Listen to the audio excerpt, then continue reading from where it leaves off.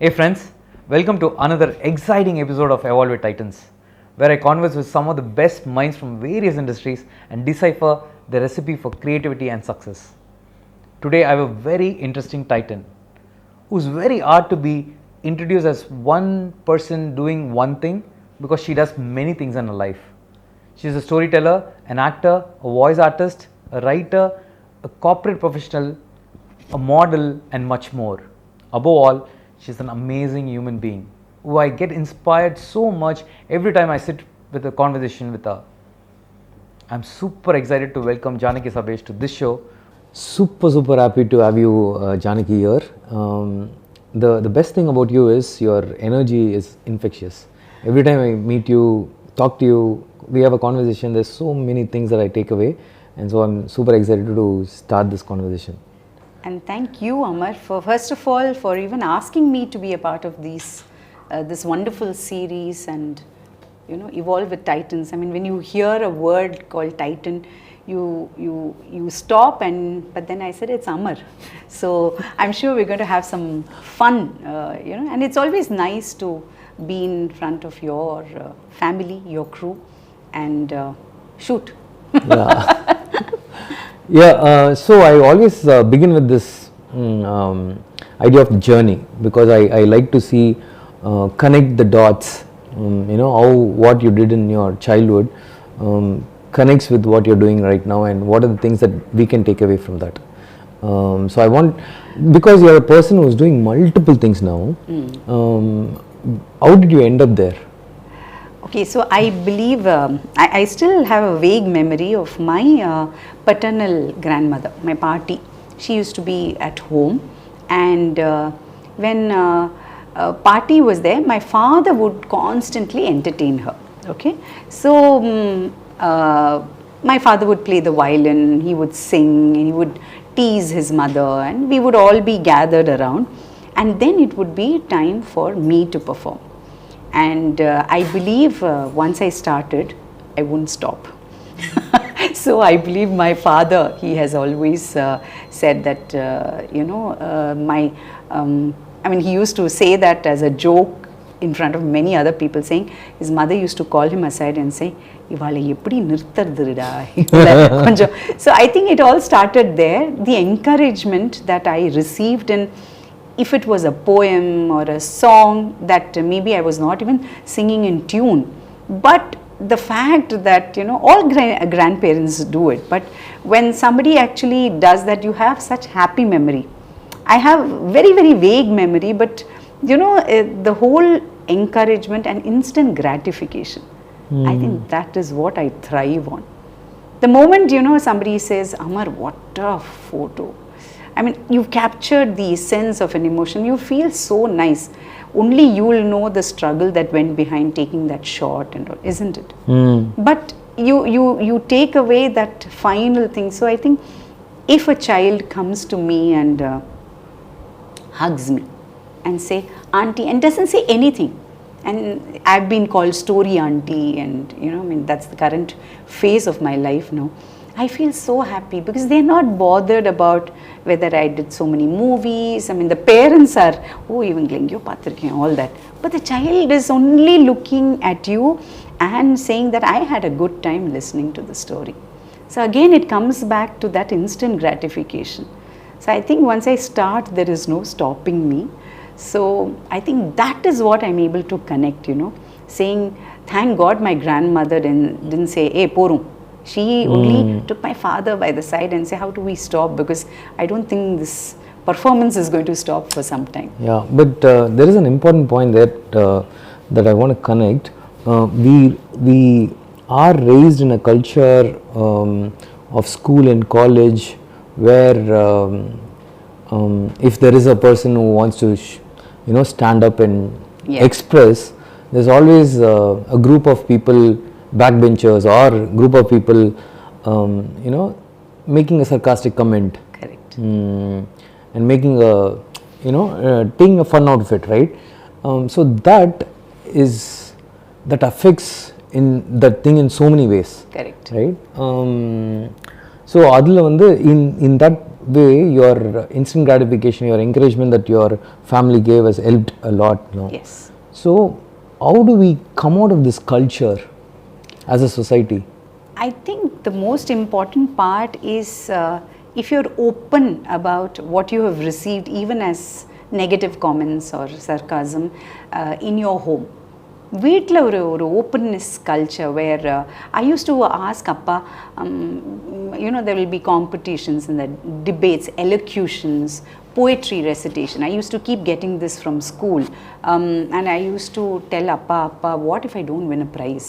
So Appa said, you don't have to win a prize. Poi participate panna. Never say no to an opportunity. And somewhere that has just gone into my, you know, my every decision that I have done, personal, professional. I never say no because I know that I'll be richer by the experience. But yes, having said that, there will be those people. So that is where I think my amma came, where very gently she would say, Paravale Kanna, whatever they say, it's okay. You don't stop. ஒரு அம்மா used to always say, சிங்க்ல நிறைய பாத்திரம் இருக்கும். You know, my sister used to be in the US at that time, and you know, there was no help there. And she'll say, Amma, I have so many vessels, dishes to do. So my mother used to tell her, just look at it and say, ivlo dane. And she told me to approach everything in life, ivlo dane. I mean, oh, periya or assignment irukku, ivlo dane. Tomorrow will be past, no? You would have already completed the assignment. So sometimes when I'm really, you know, overwhelmed with a lot of things on my plate, I'll think of what Amma would have told me. And I'm thankful, I'm blessed that I got that kind of an upbringing, you know, where Appa pushed me and Amma said, it's okay, just keep doing, don't stop. Well, this is a very important point because I know a lot of photographers, I know a lot of singers, I know a lot of performers who have not shipped a product, like who have not put their work out because they've got negative comments, because they've unfortunately social media has made everyone to be a critic, and anybody can give out comments and all that, right? See, personally I was lucky. I have this habit of not reading the comments at all. I never read my comments because I always felt no comment has made me a better photographer. That's a very beautiful line. Right? So I never read my comments, and I don't reply my comments, right? I know. So I never read my comments. I've never read the comments. But just yesterday I was talking to somebody who was affected by the comments, and they've not put out a work for the last 3 months because of that. That's so sad, Amar. Yeah. I mean, it's like, what if you're walking and at home something falls on your you know, shoulder? It could be an insect or something. You brush it off, right? Why are we not able to do that with comments, I wonder? It's very easy for me to say because I also get affected, you know. It's the troll nellan solra. I mean, you can keep going on it, and you will get into one hole, you know, and you'll keep going. You'll get sucked into this deep sense of, oh my God, was I really so bad? Was my acting so bad? Was my storytelling so bad that people did it? But at some point of time, but it's their comment. The remote control of your life is not in their hands, it's with you. Yeah. So I need to say, accept it. So I, you know, when I feel bad or something, I tell my daughter, feeling terrible about it. And you know what she says? She said, Ma, you are allowed to feel bad 24 hours. Snap out of it after that. After that, she gets very angry with me, saying, you can't mull over it for so long. It can't take away. So, in fact, another friend said, why 24 hours? It should be 15 minutes. 15 minutes is a little too less. I know how I am wired. So for you, it might be, say, not, maybe it's 15 seconds because you don't even read the comments. But by chance, Amar, if you read a comment, and that was not something that, I'm sure, I know you for some time now, I'm sure you will give it a little bit of thought at that moment. Definitely. And then you will brush it aside. Yeah. So this brushing it aside is what we need to cultivate. So in my case, I feel actually privileged and advantaged in a way that I was not, trained to be a photographer. I just jumped into this, so I never took myself very seriously, right? And oh, you don't like the picture? Okay, it's okay. I'll try to get better in my next one. And also many times we keep our work very close to our art, and then so we are like, oh, looking at it from this. So when we keep it very far, right, and tell ourselves, okay, we experimented something, it worked, it didn't work, it is okay, I'll fix it in the next thing. Our journeys are quite similar, Amar, because I never from the wildest dream thought I'll be an actor. I always wanted to, have people around me, because I'm a social butterfly. I like to have people around me, talk to them, But when all this happened, in say complete sheer coincidence, I only could think of my dad saying, don't say no, you don't know what you will get out of it. He never, when I was a child, I wouldn't know what experiences and all that. But when you start loving the job that you're doing, right, whatever it is, singing, dancing, whatever it is, I think that's when that spark ignites within you. And that is what has happened when you hold that camera and you see something that nobody else can see at that moment. It is like, I'm going to capture this moment and I'm going to show it to the world what it is all about. Similarly, when I'm telling a story or even acting on screen, that character, that is mine at that moment. And if I take complete ownership of it, whether it's a story or whether it's a character who's a baker character or who's some jolly, people are able to only see the character, not Janaki Sabesh. So that is when you feel that you've given your best. I think nowadays we hear this word zone in, take a deep breath, mindfulness, all that. It all existed, but we didn't know it was zoning it. We didn't know it was mindfulness. So when you do that, I think you get detached with your okay, I just went there, I had fun, I acted in Minsara Kanavu, I sang a wrong note, people all clapped, people all had fun, and now I'm here. That is also to do with loving yourself and being comfortable with your own skin. Yes. Is it? Because I've seen so many times, even just before the interview, we were saying your hair is, you're like so comfortably taking it. You're not taking it as a pressure, right? Like, oh, I have to look this way. I have to. Similar thing for me, right? I'm just doing this entire series to get better in front of camera. I know I'm bad in front of camera, but I do not agree. But never mind. Can we fight it? Can we attack it? Right? So, did that come from your theatre training? So like being comfortable in your own body? Yeah. So Appa was a great storyteller. He would in Delhi when we were growing up, he would go to the office and come back. Amma would pack a lunch box in the kalathu, double tire. And when he came back, he would make, and he'll call my mother's name and call me and my sister, and he would keep that lunch box, and he'll say, see what I mean. He will ask us to guess. Now it's a lunch box. He's finished eating his lunch, and we'll say, okay, he's going to, and then he'll open it, and there would be these jalebis, because there was a jalebi wala right below his office. So he brought, and he would give us this full story of how after lunch he washed his own dabba and he went down and he said, "Garma garam dijiye," and all that voice intonations. He was such a simple activity or act of just getting the jalebi and telling us was prolonged into one, action, emotion, drama, music, ellam sethi he would tell us. And Amma would, listen.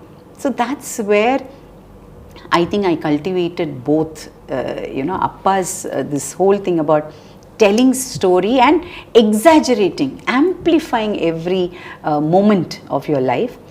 But having said that, I think what we all need now is to be good listeners. I think that is why you listen to yourself when you said, I'm not going to listen to other people, I'm going to listen to myself. See, unless and until you are satisfied with a photograph, you're not going to show it to the world. No, that is something, that is a given. So unless and until I do something, I'll always say, can we do a retake? You know, can we do something? Maybe if I said something that, you know, I was not okay with, I can always tell you, can we stop and can we do it again? But then I think we also need to give ourselves that what do I say, that little bit of shabashi, saying that yes, you're worth that little moment of yours, so listen to yourself. So it's a combination of wanting to be there outside to the outside world, saying that this is what I'm capable of, and also at the same time listening some days that Vendame, it's okay. It's like how people come and take selfies with you, you know. To some people, you don't know what you will say, Vendame. And to some people, you say, hey, vanga, eduthukalam. I don't know how to explain this. I hope you're getting the point. So, the most part of the world knows you as an actor and who acted in like some very famous films, right? But then from there, you have traveled into becoming so many other things. So, for this part of the world, just tell them what all you do now. So, all right. So, I rediscovered my love for storytelling. So, I'm a storyteller. Acting happened by accident, thanks to Rajiv Menon. And he said, why don't you act? And I said, and yes, and I've not looked back since then. And somewhere, a part of me also wanted to write. So, there was a story which is very, very close to my heart, and it happened in my storytelling sessions. A boy said, I want a story about an ostrich, and I said, okay, next class, and I googled, and I didn't find anything in the manner that I would like to tell. So he said, write, and he gave me the name Ostro, and that's how my first picture book was born. So I became an author. And modeling also happened side by side. And then I used to always, when I was taking a sabbatical, when my daughter was very young and I was not doing much work, I discovered this entire area of voiceovers. And I realized I was having so much fun. So I used to take my 1-year-old, 2-year-old daughter along with me, and we used to go. She's seen all the studios in Chennai. And I used to give voice for ads, commercials, documentaries, cartoons. I love changing my voice. And then I also became a part of a corporate. I spent almost 2 decades in the corporate, and I had a big team, and we were into digital marketing. That's when I realized I love being with people. And I was traveling quite a lot, and I was selling the concept of digital cinema, which you couldn't even see. So the power of storytelling. Now I'm able to connect the dots.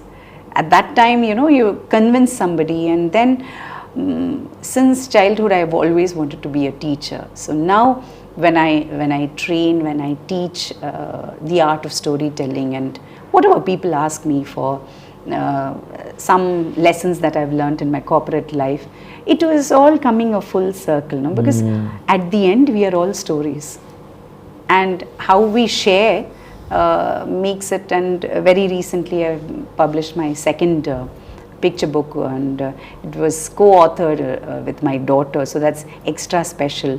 And every memory is now a story, according to me, So I'm able to connect the dots now, and life has been good, Amar. Touch wood. So I always say every memory is a photograph. Okay, all right. Okay, yeah. But you know what? In this era, whatever we are doing, right? You might be a salesperson, you might be in marketing, you might be a photographer, you might be an illustrator. But you need storytelling to put Yes. your product out, right? You need to connect your product with the story, right? That's Absolutely. very, very important. But are we really nurturing the storytelling, experience or this knowledge in schools and colleges? And now that's a very important question because I think we've suddenly taken it for granted. தமிழில் கதையெல்லாம் சொல்லாது but இப்போ அந்த கதை சொன்னால் தான் even people who go for an interview and say but or even when you're pitching to somebody a product or a service, they don't want to see the slides, they don't want to see Excel data. sheets, data. They'll say, what's your story? So first of all, there's I think a lot of we are very restless now. We don't have the time, we don't have the luxury of time, and we become very, very, it's insta, right? Everything is instant. So all the more that we need to nurture that in school, and the biggest plus point is it's natural. We are all born storytellers. If you ask a little child, 1-year-old or 2-year-old who can speak, saying what happened today, the child will tell you, inge ponena, anga ponena, or this happened, or I had grapes and then something fell, or a glass of milk. We are able to connect the dot as soon as we are born. The only thing is the recognition of the fact that you are a storyteller and you can be very good at it. You need someone else from the outside to tell you that, hey, you need to put this in a very, very beginning, middle, end. Just like a story, just like a இப்போ உங்கள் studio A wedding. Earlier, we all used to sit as family and watch it, right? 3 hour, and we used to have fun and all that. Now we're talking about 3 minutes. Sometimes it's 1.5 minutes.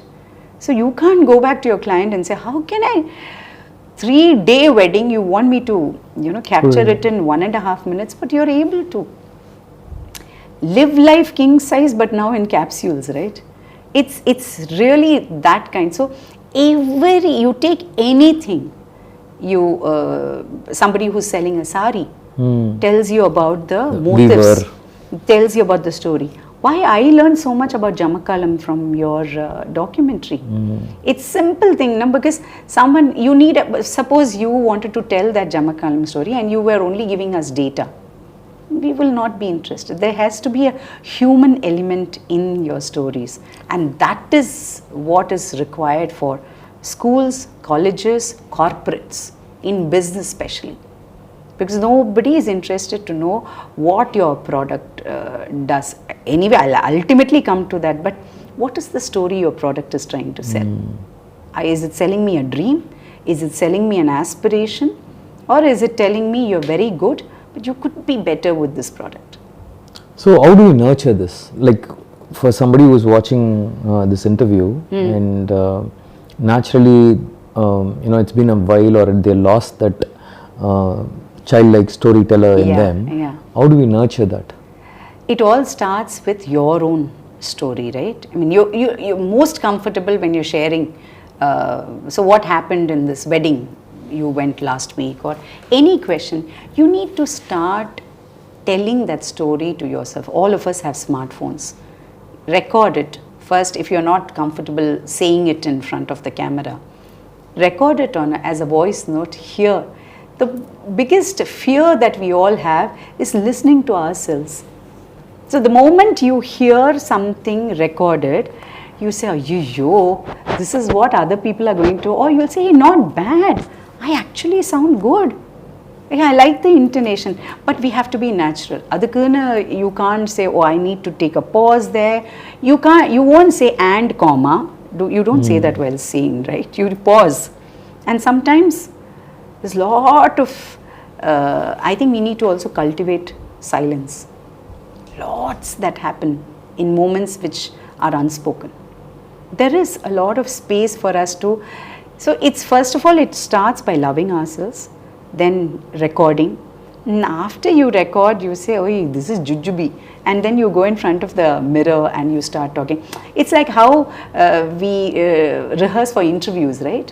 you're going to meet, or you're going to meet a very big client, we think that we're good enough, we don't have to practice. That's where we are wrong. We need to practice. It might be a story that I have told 100 times, as simple as Gajapati Kulapati. But if I have a storytelling session tomorrow, I will still rehearse. I will still look at the book. You know why? Because there will be an element that I have not noticed. And the element, Gajapati Kulapati Patna, I didn't see this element. That's the beauty of it, because our brain will process an information at a time in a particular way.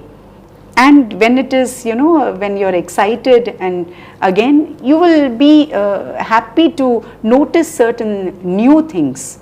So that, I think, we need to trust ourselves. The problem is, including me, maybe I'm not good enough. I would have just seen somebody else, post. Adan the social media, which is out there to, it's very good, but at sometimes we need to figure out what we are consuming from them. So before a storytelling session or before any other assignment, I try not to look at anything and just try to be with myself.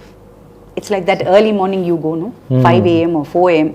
Some unearthly time you get up and you say that I need to be. Because that time you want to be with yourself. You want to know what is happening with you. I think that is what we need to get into. So you said to nurture oneself in storytelling, you have to start with your own story, right? Yes. I also have another question. Also you said you do Gajapati Kulapati 100 times. Yeah. Right? So many times I've felt really torturous telling my story, because I've told this million times, and then I'm like, oh God, again I don't want to tell the story. How do you come out of that boredom? How do you keep That's it because fresh? Amar is bored, not your listeners. So, I know. So you'll have to dig deep and find out that one little point where something turned. It could be it could be something that you and your friends went out to maybe have a ice cream, and you saw how that ice cream, I'm just making this up, dipped, and you said, what if I'm able to capture that dip on camera? Do you think that, something like that? You will have to dig deep and figure out. There are many. I'm not convinced that it's the same story all the time. So when I say Gajapati Kulapati, it's the same story. It's written in a book, right? But I visualize Gajapati Kulapati. I have put him in Mylapore. Actually, there's these books are written, it can be placed anywhere. But I will put one more element, I won't change the story, I won't change the names of the characters, but then I'll put a song. That song is mine. I will suddenly break out into some other elements. What if maybe I'll bring in the element of a pandemic? How will Gajapati Kulapati behave as if he is told that he needs to wear a mask? These are the conversations that can be brought out with the children. So you need to get out of that thing that it's boring, because it cannot be boring for others. There are so many people who are watching you for the first time. But Amar is telling his story for the nth time. But there must be something that point when... So find an element that excites, and then... Yeah, and start with it, and then there will be no stopping you. They'll have to tell you, party madri, eppadi stop pannradhu. So you spoke a little bit about social media. How does it help you? How does it affect you with what you're doing? Okay, so there is this something called the screen time, right? You can set, I said, which always so I said that I'm going to set it up and all that, and I said, okay, let me fix a particular time of the day when I will look at it. Nothing of that worked. I would just apdiye, it will go, the phone will be face down, but I'll open notifications, notifications I will do all that, and then I realized, what am I trying to do? Is looking at social media giving me happiness? Somewhere it is giving me, because somebody has liked your post, or somebody says, oh, AWW, adha most used, and somebody is saying, I really love what you wore and all. So it gives you that happiness. But then there are some people who have not liked. So are you going to concentrate on people who have not liked, or so it took me a while to understand that social media is here to stay. It is not going to disappear. It's only going to get more and more difficult. Sometimes, in fact, I see the young mothers and I tell them, I don't really know how you manage it, because there was no social media when my daughter was growing up. We just had a landline. And I have so many of her voice notes recorded in cassette. Conversation, her talking and all that, this thing. இப்போ வந்து எல்லாமே milestone இருக்கு. I was not even bothered about any milestone. Okay, let her speak whenever she wants to speak. Let her start walking, crawling, all that, no. So I think now is a very, very difficult. It is a very demanding, because if you're in the industry where most of your work also comes from social media, so many of my collaborations also come from social media. Now, if I don't put my story, how will they come to know that, Janaki is capable of this? If somebody says, would you like to collaborate with us? It might be very new. I might not even have anything to do with the product, but then it's an interesting thing. Why not? So, I think it's a fine balance that we need to strike. And having said that, I don't have the mantra to have, I won't even I won't tell you that I have that balance. Yeah, that balance. It's very tough. It is very tough. It's pushing us more and more out of balance, right? Correct. And the screen time, so when I take a break, maybe for any personal work or whatever, this fellow, the phone also has the saying that, hello, your consumption, summary irukke. It will say you consumed very less social media time.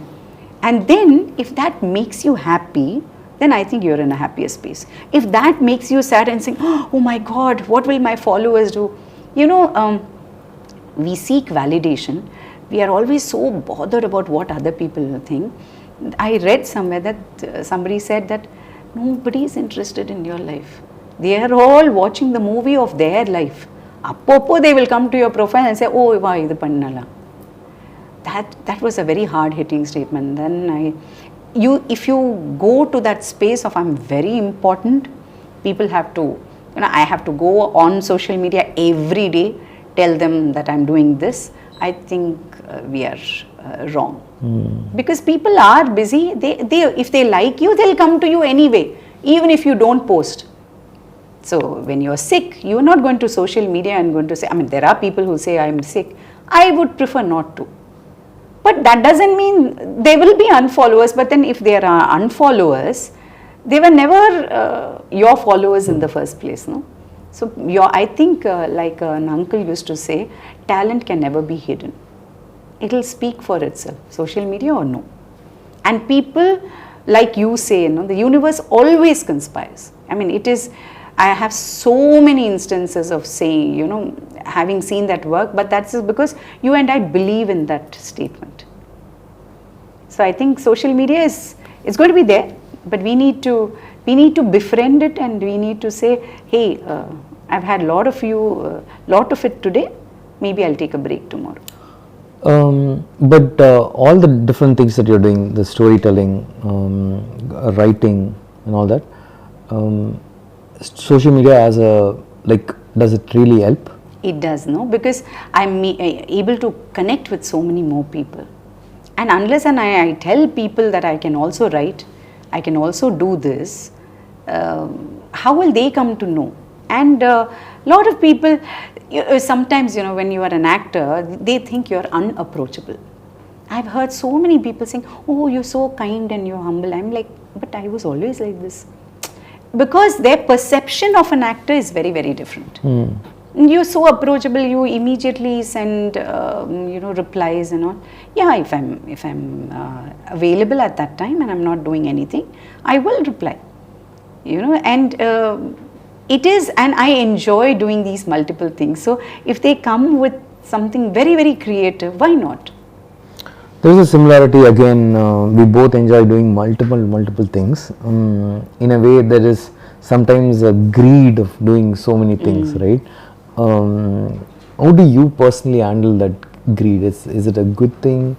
I don't know if I'll call it greed, but But that is what keeps us going, no, Amar? What if you get up in the morning tomorrow and everybody says, oh, okay, Amar has done this and all.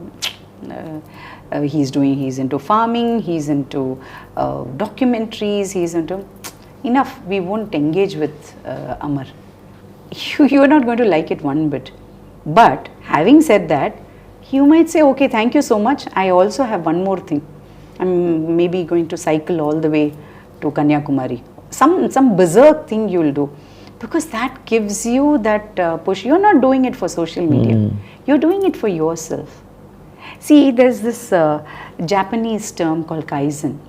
You know, kaizen is change for the better, you know, which is used in corporates. Now, if you apply, I've read and it resonated with me, that if you apply it in your life, that you become 1% better than what you were yesterday. It's so beautiful. So, if I got angry with somebody yesterday and I try not to get angry at a similar situation, that means I'm 1% better. That's how I would, you know, that's how I would like to, you know, conceive it or I would like to interpret it. It's so beautiful, Kaizen, and if we perform, that is why you and I love doing so many different things, because we want to better ourselves. If you have taken a waterfall, a shot of a waterfall, or you've taken a picture from whatever, maybe 100 feet above, you want to better that. Not that tomorrow you will get an award. You might get an award, but you want to do it for yourself. Deep inside, there is a little Janaki, a little Amar, who needs to be, you know, satisfied. I think that is what we are also, whether we can call it greed or whether it is something called passion or whether it is something that gives us happiness. Like I think Ruskin Bond said, happiness is found somewhere between too much and too little. It's somewhere there. It's so difficult, no? How do you say that this gives me happiness? Because so many things gives you happiness. A cup of coffee in the morning gives you happiness, but too much of it might give you acidity. So I think that greed in a way is good. Call greed passion, call greed happiness. So you and I are not going to stop. We'll find newer ways to engage with ourselves and then others. So I'll rephrase this. When do you say no and when do you say reaffirming yes? There is this sixth sense, seventh sense, whatever you call it. Intuition. Something in that voice or somebody's, it happened yesterday. Somebody approached me for a talk. I don't know that person from Adam. I have never met him. But something there was not okay. And I said, send me a mail, and I knew I won't get a mail. But another person for the same talk approached me in a very, very professional manner. Went to my website, submitted the contact sheet, and so even before I sent a reply, I called this person because there was I said, thank you for being so professional, because I was not happy with how the first conversation went. And he immediately said, that's because I was with this X company before and I've learnt everything. I don't know this person again.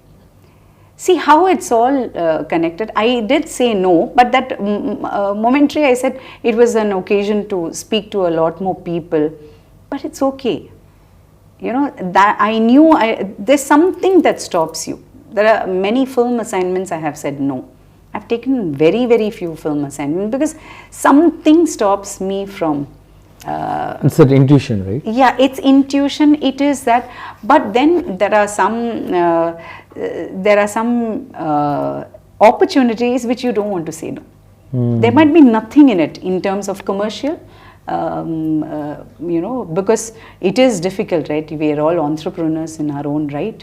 And storytelling is still not considered as an industry.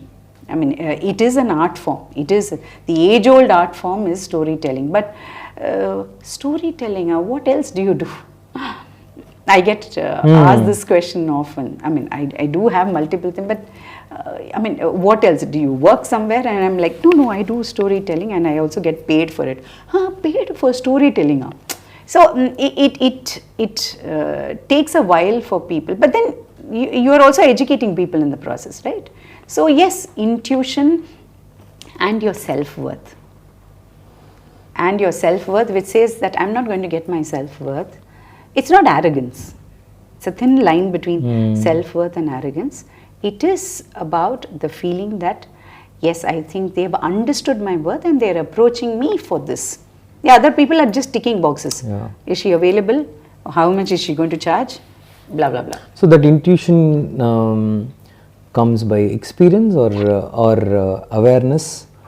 How do you take a note? Okay, I kind of thought this would happen, but it didn't happen. This is what happened.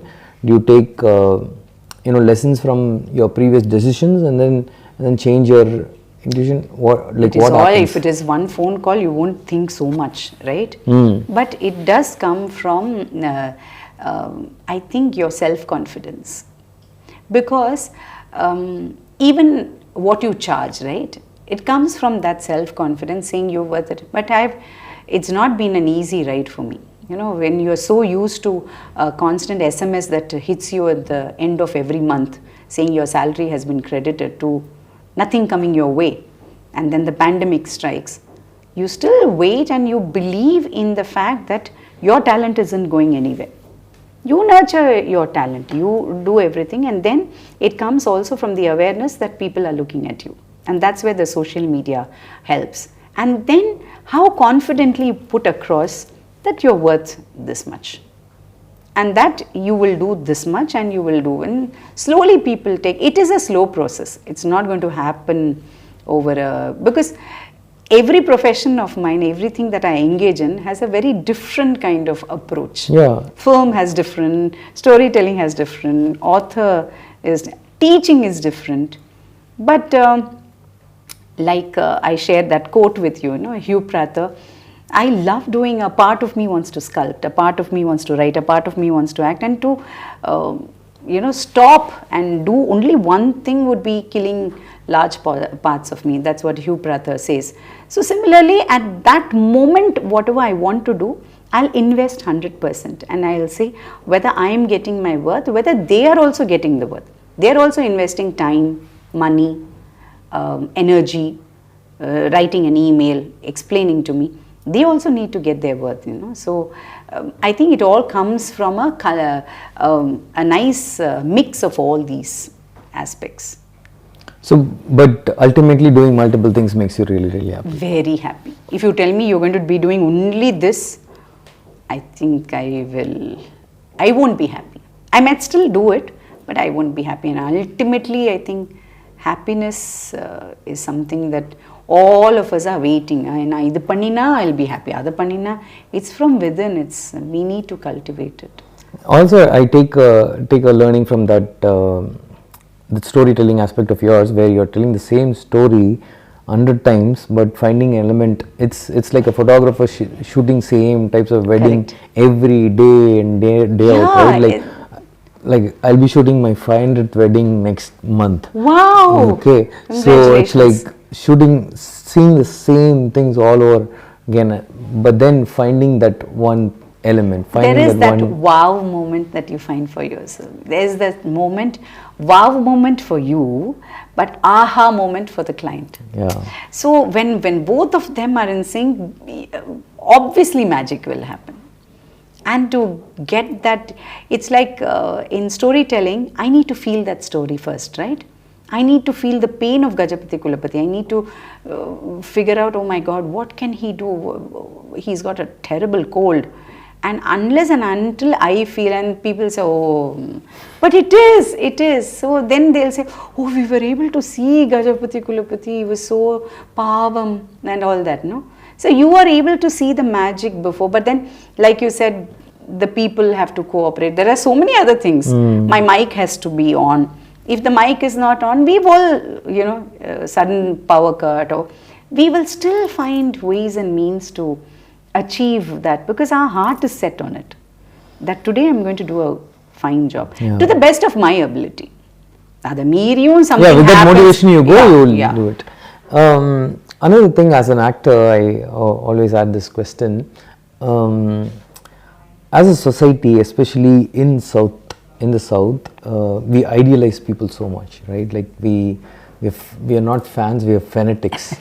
I personally have seen many times people coming to you and saying, "Oh, ninga Gilly amma, Jean's mother," right? So you're associated with the superstars and all that, right? Personally, I have spent a lot of time in my young age idealizing Sachin Tendulkar, idealizing Rajnikant. Like our conversation in schools, colleges will be this. We would have spent a lot of time. My first thing is, how are we as a society are like this people who idealize so much become fanatics, and how can we see these idols as just performers and they're performing in an act and we enjoy the act and come back, and then not take them into a different level, worship them, expect so many things from them, and then get let down, right? How do you see this? I think it all comes from aspiration. I am able to see somebody on screen and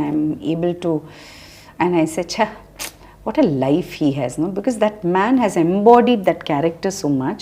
He might be staying in a very huge bungalow, and this person who is seeing, it's all about aspiration. So you start falling in love with the character. And then you start saying, "Oh my God, look at this person. I wish I could be." I think it stems from there. Take example, my own life. There's a Pookari Amma, and I go for my morning walk, and this Pookari Amma one day stopped me and she says, "Ina, ippala padathile varudilla." So I said, I mean, what? Suddenly you're stopped, and she asked. I said, "Illapa, இல்லை நல்லா பண்ணு, சும்மா back மாதிரி வந்து போகாதே, ஏதாவது நல்ல படத்தில் நல்லா நடி." And she gave me some flowers. I'm like, what was this, even about? And that day I learned a lesson that I must have, first of all, the power of cinema. Second of all, for her to take notice that I come on that route every day and to stop me and give. But I acknowledged her that day. And I said, all right, for her, she likes my acting and she wants me to come in. I just took that, and I also keep it as a part of my stand-up comedy that I do occasionally. But having said that, I realize that we also have a responsibility as an actor. It is, but if you keep saying that, yes, I like this, I mean, I like this whole thing about people doing all kinds of things for me, and it's also not my mistake as an actor. It is also the people out there who see something in you as an actor which they have not been able to, and it is an aspiration, and they are not able to say 3 hours movie paathachu na veetukku poi I will go back to my cinema. They are not able to do, because maybe then it's a huge plus point for the actor also, who's made such an indelible impression on this person that he is not able to take, or she's not able to take her away from this. I think that culture is not going to change at all, and of late I have seen that happening to more and more, because TV serials, web series, ads, and that is where I feel that I mean, at least I have been lucky, where I have just done little bit. I like this bit of being recognized, but I don't want too much of it, because I also want to do my own thing. But it's not going away in a hurry, Amar. It's going to be here unless and until people realize that that is one part of them, that is not them. They are also human beings like us. They also have a home. They also will get very upset with the electrician, plumber. They will also have regular. They might have people to do it, but they will also have issues. But that's not going to. It will. I think it has to evolve. So not only the idealizing the people, right? Idealizing the industry itself has become the thing, right? Like cinema industry is idealized. Oh, I'll do anything. I'll be in hunger. I'll starve. Yeah. I want to become a cinematographer one day. I want to become a director one day. I want to become an actor one day. And so many people, because of that, right? But that is because they are only able to see the net result. They are not able to see the process, struggle, right? the process. Yeah. The process of anything, you know what a struggle it is to get that one shot that people are finally going gaga over. So maybe, like I know sometimes you do the behind the scenes and all. I think more and more if people say that it is maybe share the process. I mean, we hear about these process only when there's something negative happening to the actor. What if the actor shares also saying that, you know, when I was a child I had so many issues, and to, you know, go beyond those issues I took into acting. Nobody, I mean, sometimes share the struggle, right? Share. Everybody sees the highlights of people. Final product than pakranga. They are not able to And also, see the journey. many times I wonder what happens the next day morning after the film is released, right? The top 10% and the bottom 10% are okay. They made the money and all that. But many of them come for a chance, come for a recognition. And then on Saturday morning, it's back to square one, right? Like you have to again find a project, again work hard, again get something to release. So one of my directors asked me, person with whom I was working in the corporate, he said, so now that Jeans has released, what next? And at that moment I thought, oh, I'm going to be flooded with, you know, because everybody said, I started believing what people said, that, oh my God, you were so funny in that bebe scene and all, you were so funny, other. So I assumed that I'm going to get lot of, you know, calls from different directors. Nothing like that happened. So he said, what next? I said, I'll get calls, maybe one more film. After that, one more film. After that. And when he kept asking, at some point I said, I don't know. Seriously, I didn't know. Because, and I'm happy my career shaped behind me like this. Because I wouldn't want it any other way. Because I'm going back to your greed, I'm very greedy. I want this also. I want good time with my family. I don't want them to be disturbed. Happy to be in the space that I'm in. Eppo vanangacha, I'll do some storytelling. I'll write if I can do. I'll have some nice time with my friends. I'm greedy. I want all of them. And I want all of them to coexist. So I think it all comes from within, saying, what is it that you really want? Idellam panni veetukku poittu I will have a fight with my husband. That is different. That's why I'm very normal. Yeah, and it's very natural for us to do that. And if I start thinking I'm big in my head, that's when the problem will start. Because then I will not be able to do other stuff. Because I'll start expecting too much from that. People have to behave in a certain manner to me. Yeah, actually, it is a dangerous place to be. Yes, it is. Because your time for the important things will reduce. Correct. No, you have to tread carefully. Yeah. And go back to that. You also want to just chumma sit and see one old serial or old film and just laugh without any agenda. The no agenda day nama life la. We should have a no agenda day, and where nobody, you just do from morning to evening, you just go with the flow and do things. It's when, go back to your agenda on Monday. But at least have one day where you're just yourself. So, do you do anything specific in terms of a ritual or anything that tells you, hey, because I'm doing this constantly, I'm evolving, I'm getting better as a person, I'm doing 1% better than the previous day. Anything like that? So I have a ritual of having my first chai just with myself in the morning. And sometimes I get up a little early than others at home. I just want to be, and I want my head to be empty. It's not easy. Because on the time la da you'll think of 101, that to-do list will come in front of you. I don't, the credits ellaam pogumla, the cinema la end la, and the madri it will all go, you have to do this and all. I try to just empty, because I've also read that when you're empty is when the creativity actually happens. And I'm trying to do something called deep listening to myself. So that is one ritual. Of late in the pandemic, and thanks to the pandemic, I have been listening to a lot of podcasts. And I can't tell you how happy, and because it's a very sheer coincidence. You will be thinking of, say, why am I feeling so negative about this person's remark? And that day you will just go on to the podcast, and you will see that there is somebody who's spoken just about that. And I'll say, oh my God, this is where I'll say the universe is conspiring. And I'm like, and off late I have started taking my diary. And of course it is sometimes it is an obstacle, because I have to stop, I have to write, because I don't want to lose that moment because it's a eureka moment for me. Oh my God, this is exactly what I thought, and look at this evolved person who is talking about it in a podcast. It's like, yo, avalku ide feeling, I thought they were very evolved. Yeah. So Enaka, I think that listening to podcasts has really become, because I've realized that I'm a more listening person than a reading person. Reading, I have a lot of books which I want to go back to.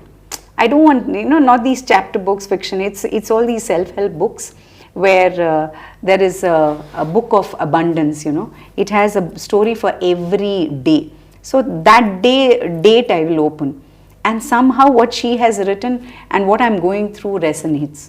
Not every day, but these are little things, quirky things that I like to do. But it is something that gives me happiness. Yeah. At the end of the day, if anything like this gives me happiness, I want to do and keep doing it.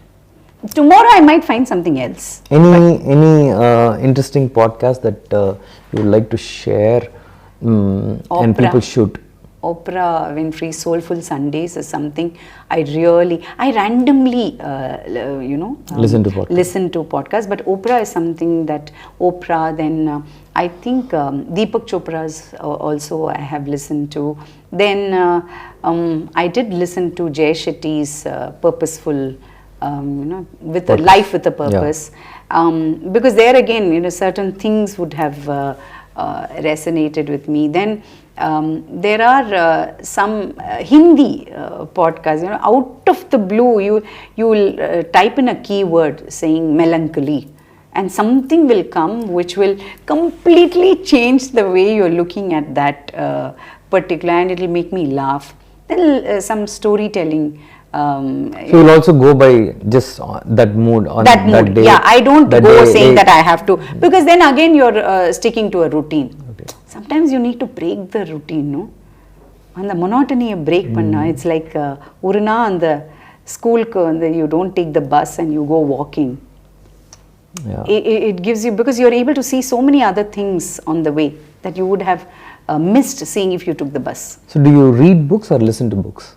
I do both, but like I said, the self-help books is what I like reading. I like short stories a lot. So, Liberation of Sita. I mean that I've been writing a lot of monologues based on stories that have resonated with me. That's one thing I have done during the pandemic. So, if it resonates with me, I'll see how can I make it my own and present it to the audience with some music and with my own little bit. So, any books that you recommend? Liberation of Sita, for all those who are, seeing this, by Volga. I think it's beautiful. It talks about Sita's friends. Devdutt Patnaik, of course, I like reading. I can read chapters and just put it down. I don't have to finish the book in a go. Then I went back to picture books. Picture books is not just for children, okay? It's for adults also. So there have been a set of picture books. I own a lot of picture books. So some days I'll just pick it up and I'll just read from cover to cover, and something about it, you know, in the old times, like childcraft nandu. So friend's daughter has gifted me some books, so adalenda some stories, I'll think it'll give the, you know, it'll give rise to another kuti little idea, which will then go into some other. Then I will, sometimes I sit with photographs.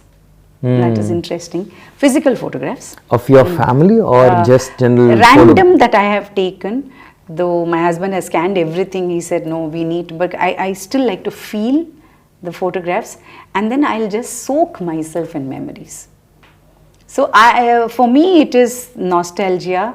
For me it is, most of them are not even around.